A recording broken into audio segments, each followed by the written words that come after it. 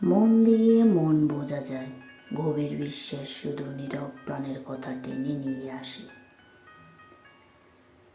কিছু কিছু মানুষ সত্যি খুব অসহায়, তাদের ভালো লাগা, মন্দ লাগা, ব্যথা বেদনাগুলো বলার মতো কেউই থাকে না। তাদের কিছু অব্যক্ত মনের গভীরে রয়ে যায়, আর কিছু কিছু স্মৃতি এক সময় পরিণত হয় দীর্ঘশ্বাসে। যারা সব জিনিসেরই একটা সুন্দর অর্থ খোঁজেন তারা সবসময় সৎ কাজ করেন। অর্থ দিয়ে যে কাজ সমাধা হয়, তার জন্য বিপদাপন্ন করো না তোমার জীবন।